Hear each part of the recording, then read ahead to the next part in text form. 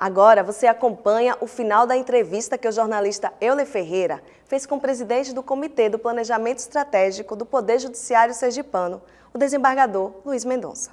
A ministra Helena Calmon, quando era ainda corregedora de Justiça, ele foi perguntado por que Sergipe é o melhor tribunal de justiça do país. Segundo a senhora sempre tem dito isso. Ela olhou e respondeu ao repórter, inclusive de um grande jornal do sul do país, é que lá tudo funciona bem. Verdade. E o senhor vai assumir essa responsabilidade de que tudo... Agora, ainda a resposta dela é muito inteligente também. Tudo funciona bem. Quer dizer, se não atrapalhar, se a presidência não atrapalhar, a coisa tende a funcionar muito bem, essa aqui é a verdade. Mas aqui funciona bem a comunicação, que já olhar as coisas aqui funcionam com muita antecedência, com muita cautela, com muito cuidado, com muito critério. E os exemplos são bons. Aqui quem funciona na comunicação são pessoas qualificadas.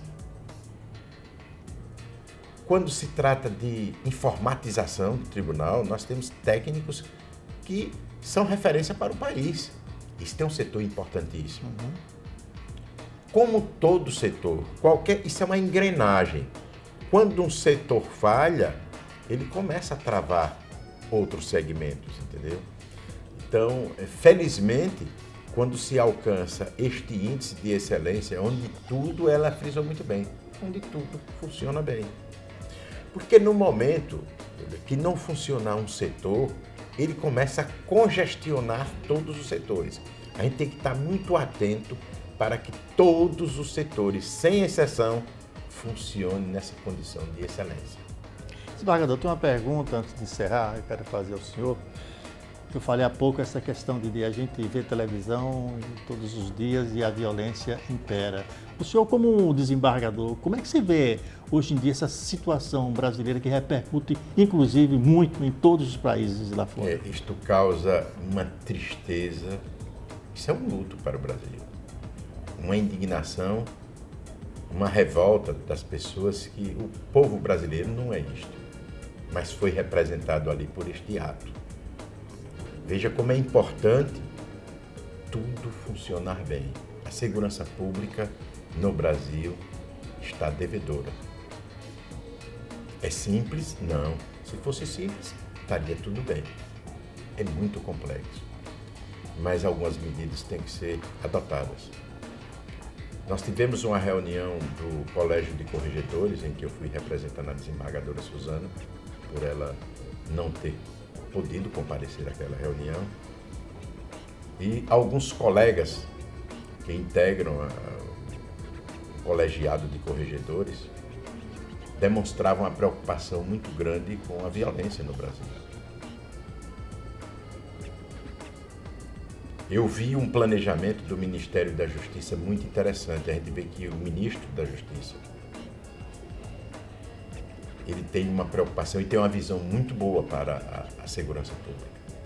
A presidente Dilma tem algumas ideias que fizeram lá a questão de transmitir as ideias que eles têm no combate à criminalidade, que demonstra que o governo federal está muito preocupado com essa violência.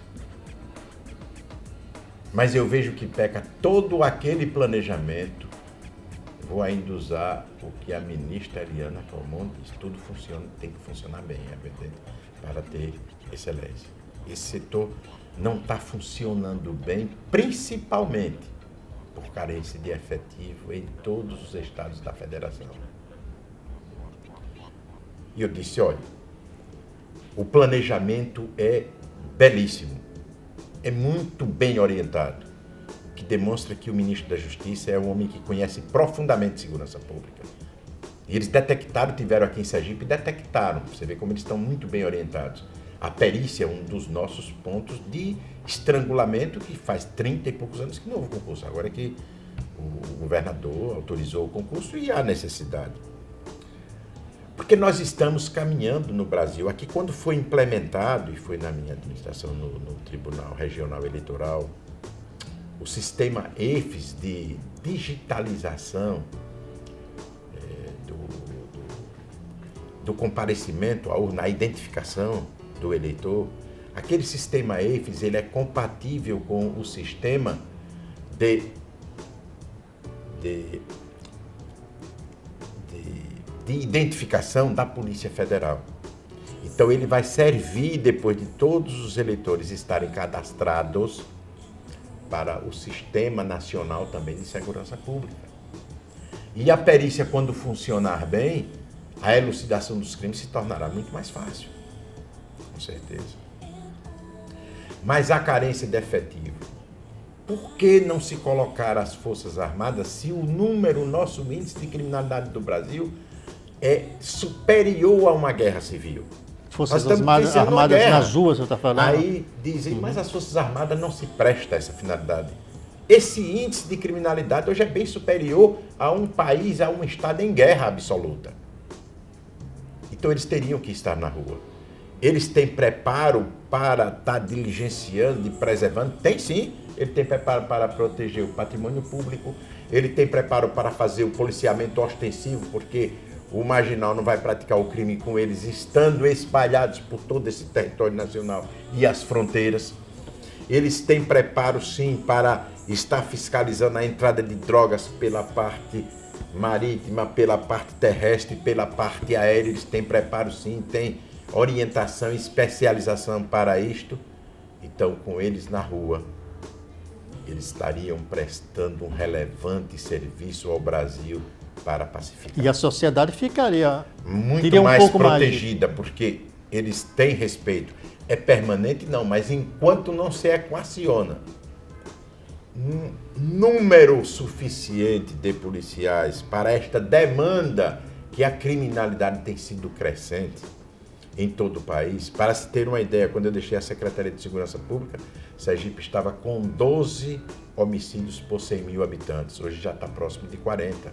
É culpa da Secretaria? Não. O efetivo é inexistente. Eles estão fazendo milagres. E isto é uma realidade em todo o território nacional.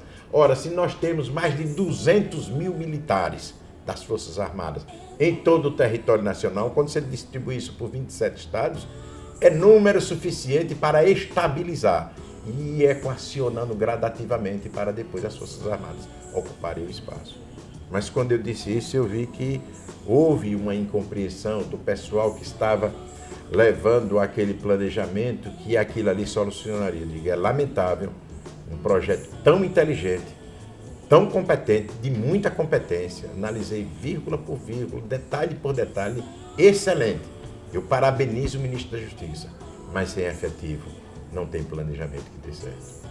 Um planejamento estratégico de um Tribunal de Justiça sem servidores não tem planejamento que dê certo. Um planejamento estratégico com os servidores desestimulados não dará certo. Tudo isto é um conjunto que, como muito bem disse a ministra Eliana Calmon, tudo tem que funcionar bem. Por hoje é só. Na próxima semana a gente se vê. Até lá.